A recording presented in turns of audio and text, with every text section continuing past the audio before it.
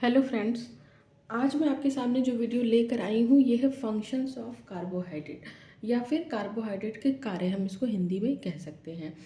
तो इसके पहले हम लोगों ने कार्बोहाइड्रेट के बारे में पढ़ लिया था, कार्बोहाइड्रेट की डेफिनेशन, कितने क्लासिफिकेशन होते हैं कार्बोहाइड्रेट के। फिर हमने पढ़ा था न्यूट्रिशनल क्लासिफिकेशन ऑफ स्टार्च के बारे में भी पढ़ा था। आज हम देखेंगे फंक्शन ऑफ कार्बोहाइड्रेट, है ना, यानी हमारे शरीर में कार्बोहाइड्रेट क्या क्या कार्य करता है। तो जैसे देखिए, कार्बोहाइड्रेट का पहला और मेन काम क्या होता है, मुख्य कार्य इसका होता है सोर्स ऑफ एनर्जी, है ना। ये हमारे शरीर में ऊर्जा के स्रोत के रूप में उपयोग होता है। ऊर्जा के स्रोत के रूप में ये मुख्य रूप से हमारे शरीर में उपयोग होता है। जैसा कि हम जानते हैं कि 1 ग्राम कार्बोहाइड्रेट से हमें लगभग 4 किलो कैलोरी की ऊर्जा मिलती है ना। तो अगर हम अपने खाने में कार्बोहाइड्रेट के स्रोत नहीं शामिल करेंगे, कार्बोहाइड्रेट नहीं खाएंगे, तो हमारे शरीर में ऊर्जा नहीं बनेगी। ठीक है। फिर देखिए, प्रोटीन स्पैरिंग एक्शन। स्पैरिंग का मतलब होता है किसी चीज़ को नष्ट होने से बचाना, है ना। तो जैसा हम जानते हैं कि प्रोटीन का काम क्या होता है, हमारे शरीर को ऊर्जा देना नहीं होता है। प्रोटीन का काम होता है हमारे शरीर की ग्रोथ एंड डेवलपमेंट में, टिश्यू फॉर्मेशन में, है ना, टूट फूट की मरम्मत करने में प्रोटीन का ये काम होता है हमारे शरीर में। लेकिन अगर हम अपने भोजन में कार्बोहाइड्रेट की पर्याप्त मात्रा नहीं लेते हैं तो प्रोटीन का ऑक्सीडेशन होने लगेगा और प्रोटीन से ऊर्जा बनने लगेगी, जिससे कि हमारे शरीर बाकी के कामों को कर सके, है ना। तो प्रोटीन स्पैरिंग एक्शन का काम होता है कार्बोहाइड्रेट का। फिर देखिए, ऑक्सीडेशन ऑफ फैट की बात जब हम करते हैं, ऑक्सीडेशन ऑफ फैट्स में बीटा बीटा ऑक्सीडेशन होता है फैटी एसिड का। तो इससे हमें मिलता है एसिटिल कोएंजाइम ए। ठीक है। बीटा ऑक्सीडेशन जब होता है फैटी एसिड का, तो इससे हमें क्या मिलता है, एसिटिल कोएंजाइम ए, है ना। जब कार्बोहाइड्रेट का मेटाबॉलिज्म होता है तो इससे हमें मिलता है ऑक्सैलो एसिटिक एसिड। ठीक है, ऑक्सैलो एसिटिक एसिड। और अमाइनो एसिड के मेटाबॉलिज्म के थ्रू हमें मिलता है सिट्रिक एसिड, है ना। अब ये तीनों ही क्या काम होता है, इन तीनों का, ये टीसीए साइकिल में जाते हैं और इनसे हमारे सेल्स में ऊर्जा बनती है ना, हमारे शरीर में ऊर्जा जनरेट होती है, जिससे हम बाकी काम कर सकते हैं। लेकिन देखिए, ये एसिटिल कोएंजाइम ये हमें कहाँ से मिल रहा है, beta oxidation of fatty acid से, जबकि ऑक्सैलो एसिटिक एसिड कहाँ से मिल रहा है, कार्बोहाइड्रेट के मेटाबॉलिज्म से। तो अगर हम कार्बोहाइड्रेट नहीं खाएंगे तो जाहिर सी बात है ऑक्सैलो एसिटिक हमें नहीं मिलेगा। ऑक्सैलो एसिटिक एसिड अगर हमें नहीं मिल रहा है तो अब क्या समस्या होगी कि beta oxidation of fatty acid तो स्टार्ट है, ये तो कंटिन्यू है, तो इसके थ्रू जो एसिटिल कोएंजाइम के पहले का जो इंटरमीडिएट प्रोडक्ट होता है, जिसको हम कीटोन बॉडीज कहते हैं, इसका एक्युमुलेशन होने लगेगा हमारे ब्लड में, है ना।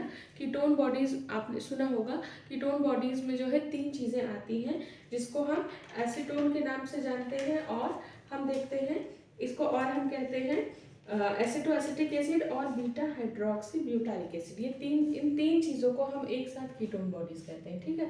तो अगर हमने अपने डाइट में कार्बोहाइड्रेट की पर्याप्त मात्रा नहीं ली है, कार्बोहाइड्रेट का इनफ अमाउंट नहीं लिया है, तो ऑक्सीडेशन ऑफ फैट से कीटोन बॉडीज जो है वो हमारे ब्लड में ज़्यादा हो जाएंगी, है ना। और ज़्यादा कीटोन बॉडीज होने पर हमारे शरीर को नुकसान होता है ना, ब्रेन हैमरेज, ब्रेन डैमेज होने का चांस हो जाता है, क्योंकि ये ब्रेन बैरियर को क्रॉस करके हमारे ब्रेन सेल तक पहुंच जाती है। ठीक है। फिर देखिए, चौथा है इंडिस्पेंसिबिलिटी ऑफ नर्वस सिस्टम। हमारे शरीर का जो सीएनएस, जो मेजर ऑर्गन्स होते हैं हमारे शरीर के, वो ऊर्जा के रूप में ग्लूकोज का उपयोग करते हैं, है ना। इसी तरीके से जो सीएनएस होता है, सेंट्रल नर्वस सिस्टम जो होता है, ये भी क्या करता है, ग्लूकोज का उपयोग करता है। और ग्लूकोज है क्या, बेसिकली कार्बोहाइड्रेट ही तो है, मोनोसेकेराइड है, कार्बोहाइड्रेट है एक तरीके का। अगर ये हमारी बॉडी को नहीं सप्लाई होगा, भाई हमने खाने में कार्बोहाइड्रेट बंद कर रखा है, तो ग्लूकोज भी नहीं मिलेगा।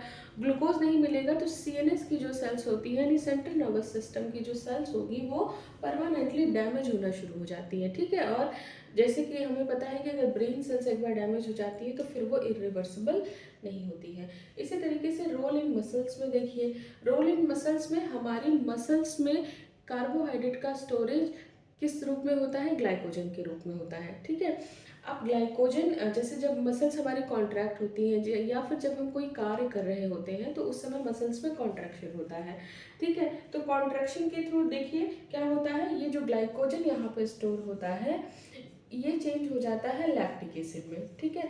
लैक्टिक एसिड चेंज होने लगता है पायरुविक एसिड में, पायरुविक एसिड चेंज हो जाता है एसिटिल कोएंजाइम में, जिसके थ्रू हमें एनर्जी मिलती है, एटीपी मिलती है। एटीपी कार्बोहाइड्रेट का कार्बन डाइऑक्साइड और वाटर के मॉलिक्यूल रिलीज होते हैं, इस एटीपी से ही हम कार्य करने में सक्षम हो पाते हैं। तो इस तरीके से मसल्स में जो मेजर सोर्स है एनर्जी का वो कौन होता है, ग्लाइकोजन। और ग्लाइकोजन क्या है, एक तरीके का भाई ग्लूकोज की मॉलिक्यूल ही हम ग्लाइकोजन में कन्वर्ट करते हैं। और ग्लूकोज है क्या, मोनोसेकेराइड, मोनोसेकेराइड क्या है, कार्बोहाइड्रेट, ठीक है। इस तरीके से हम देखते हैं रोल इन लीवर। तो हमारी मसल्स में और हमारे लीवर में दोनों में जो कार्बोहाइड्रेट है वो ग्लाइकोजन के रूप में स्टोर होते हैं, है ना। अब जैसा कि आप जानते हैं कि लीवर हमारे शरीर का सबसे बड़ा अंग होता है और इसको हमारे शरीर की फैक्ट्री भी बोलते हैं। क्यों, क्योंकि इसके बहुत से मेजर काम है, ये बहुत ही इंपॉर्टेंट रोल प्ले करता है हमारी बॉडी में। जैसे कि क्या करते हैं, क्या करेगा, डिटॉक्सिफाइंग एक्शन होता है, यानी हमारे शरीर को साफ सफाई का काम, डिटॉक्सिफाई करने का काम लीवर का होता है। इसके अलावा प्रोटीन के इन्फ्लुएंसेस को भी रेगुलेट करता है, फैट के मेटाबॉलिज्म को रेगुलेट करता है, ठीक है। और जो भी जैसे कार्बन टेट्राक्लोराइड, जितने भी पॉइजनस मटेरियल होते हैं, जितना भी हम पॉइजन्स लेते हैं दवाओं के थ्रू या फिर प्रिजर्वेटिव के थ्रू, या जो भी हम ऐसी चीज़ें खाते हैं जो कि हमारे शरीर को नुकसान कर सकती हैं, ऐसा पॉइजन की तरह काम करती हैं। जैसे कि कार्बन टेट्राक्लोराइड लेते हैं, अल्कोहल लेते हैं, आर्सेनिक लेते हैं, टॉक्सिस बैक्टीरिया जो होते हैं, इनको हमारा लीवर ही क्या करता है, हमारे शरीर से इनको हटाता है, ठीक है।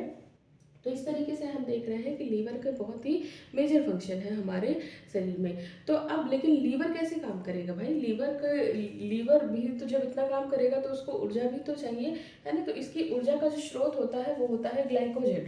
अगर ग्लाइकोजन की कमी है लीवर में तो जाहिर सी बात है ये अपने सारे काम ठीक से नहीं कर पाएगा, है ना। और ग्लाइकोजन क्या है, ग्लूकोज क्या है, कार्बोहाइड्रेट, ठीक है। Source of energy for heart muscles, जैसे मैंने बताया कि जितने भी मेजर ऑर्गन्स होते हैं हमारे, ये सब क्या करते हैं, ग्लूकोज से ही एनर्जी लेते हैं। तो हार्ट मसल्स हमारी जो हृदय की जो मांसपेशियां हैं वो भी ग्लूकोज से एनर्जी लेती हैं। अगर कोई इंसान लगातार हाइपोग्लाइसीमिया के कंडीशन में है, ठीक है, हाइपोग्लाइसीमिया का मतलब होता है ग्लूकोज का लेवल ब्लड में लगातार कम होना। तो ऐसे में क्या होगी, जो हमारी हार्ट की मांसपेशियां हैं वो क्या होगी, उनमें जो अल्ट्रेशन देखा जाएगा उनका कार्य प्रभावित होगा, ठीक है। फिर देखिए synthesis of ribose from glucose. Ribose basically क्या होते हैं, इनको पेंटोज शुगर हम कहते हैं, और ग्लूकोज क्या होते हैं, हेक्सोज शुगर होते हैं। राइबोज क्या है, पेंटोज, यानी इसमें कार्बन के 5 मॉलिक्यूल पाए जा रहे हैं, ठीक है। जबकि ग्लूकोज में क्या है, कार्बन के 6 मॉलिक्यूल पाए जा रहे हैं। तो अब इसमें क्या है कि ग्लूकोज हमारे शरीर में जो ग्लूकोज होता है इसी को पेंटोज में कन्वर्ट किया जाता है। पेंटोज आरएनए में पाए जाते हैं, डीएनए आरएनए आपने सुना होगा। तो आरएनए में जो मॉलिक्यूल होता है वो पेंटोज इस्तेमाल होता है, पेंटोज राइबोज, है ना। तो अब ये हम बाहर से हमें नहीं मिलता है, हमारा शरीर ही क्या करता है, ये जो हेक्सोज के मॉलिक्यूल होते हैं इनको कन्वर्ट करता है किसमें, राइबोज में, ठीक है। इनको कन्वर्ट करता है राइबोज में हेक्सोज मोनोफॉस्फेट पाथवे के थ्रू, है ना। हमारे शरीर में हेक्सोज मोनोफॉस्फेट पाथवे होता है, एक प्रक्रिया चलती है जिसके थ्रू इस हेक्सोज को हम कन्वर्ट कर देते हैं राइबोज यानी पेंटोज में। तो अगर ग्लूकोज ही नहीं होगा शरीर में तो जाहिर सी बात है राइबोज भी नहीं होगा और फिर हमारे शरीर में दूसरी प्रॉब्लम शुरू हो जाएगी, ठीक है। अब देखिए हम बात कर रहे हैं कन्वर्जन ऑफ फैट की, है ना। तो अगर हम एक्सेस कैलोरी ले रहे हैं, एक्सेस कैलोरी का मतलब है कि अगर हम कार्बोहाइड्रेट अपने मील में ज़्यादा ले रहे हैं तो पहले तो हमारे लीवर और मसल्स में स्टोर होगा ग्लाइकोजन के रूप में। अगर उससे भी ज़्यादा हम खा रहे हैं तो ये फैट के फॉर्म में हमारे एडिपोज टिश्यू में जाके इसका डिपोजिशन हो जाता है, ठीक है। प्रमोट करता है ग्रोथ ऑफ डिजायरेबल बैक्टीरिया। इसमें देखिए कह रहे हैं कि जैसा कि हम जानते हैं कि हमारे लार्ज इंटेस्टाइन में, हमारे गट में कुछ बेनिफिशियल बैक्टीरिया पाए जाते हैं ना, जो हमारे डाइजेशन में मदद करते हैं और बी कॉम्प्लेक्स विटामिन को रिलीज कराने में भी मदद करते हैं। तो इन बैक्टीरिया के सर्वाइवल के लिए हमें कार्बोहाइड्रेट की ज़रूरत होती है। जैसे बेसिकली जो लैक्टोज होता है ये इन बैक्टीरिया के लिए बहुत ही ज़रूरी होता है। लैक्टोज क्या है? डाइसैकेराइड है। डाइसैकेराइड क्या है? कार्बोहाइड्रेट है। ठीक है, इसी तरीके से कॉन्ट्रीब्यूशन ऑफ डाइटरी फाइबर के बारे में हम बात करते हैं। डाइटरी फाइबर होते तो कार्बोहाइड्रेट है, लेकिन इनसे हमें कोई भी ऊर्जा नहीं मिलती, हमारे शरीर को इनसे कोई भी ऊर्जा प्राप्त नहीं होती है। तो ऐसे में फिर इनका काम क्या है, हम क्यों खाएं इनको? देखिए, होता यह है कि जैसे जो हमारी आंत है ना, जैसे हमारी छोटी आंत और बड़ी आंत होती है, तो इसमें जो मूवमेंट होता है ना, यानी जो खाना जो आगे बढ़ता है वो उसको बोलते हैं पेरिस्टैल्टिक मूवमेंट, है ना। तो कोई इस तरीके से तो हमारे शरीर में खाना कोई मशीन, हमारे शरीर का जो मूवमेंट है उसको पेरिस्टैल्टिक मूवमेंट कहते हैं, यानी खाना धीरे धीरे आगे बढ़ता है। जैसे अर्थवर्म को आपने देखा होगा, अर्थवर्म जिस तरीके से आगे बढ़ता है उसी तरीके से हमारे इंटेस्टाइन में खाने का मूवमेंट भी होता है। अब ये जो मूवमेंट है वो बराबर होता रहे, वो ठीक से होता रहे, इसके लिए ज़रूरी है कि हम अपने डाइट में फाइबर इंक्लूड करें। अगर डाइटरी फाइबर हमारी डाइट में नहीं होगा तो ये मूवमेंट जो है वो कम हो जाएगा, और ये मूवमेंट कम हो जाएगा तो डाइजेशन की प्रॉब्लम हमें शुरू हो जाएगी। इसके साथ ही साथ जो फाइबर होते हैं उनका एक बहुत इंपॉर्टेंट उनकी क्वालिटी होती है वाटर को एब्जॉर्ब करने की। जब ये वाटर को एब्जॉर्ब कर लेते हैं तो हमारे फिशेस को क्या बल्क प्रोवाइड हो जाता है ना, यानी हमारे फिशेस में बल्क आ जाता है, और जिससे क्या होता है, पेट साफ हो जाता है, यानी डाइटरी ट्रैक्ट हमारा बिल्कुल क्लीन हो जाता है। अब देखिए हम बात करते हैं जिस फंक्शन की, वो है बायोसिंथेसिस ऑफ अमाइनो एसिड। तो अमाइनो एसिड में जैसे कि आपने सुना होगा, एलानिन का नाम सुना होगा, और एस्पार्टिक एसिड का नाम सुना होगा, ग्लूटामिक एसिड का नाम सुना होगा।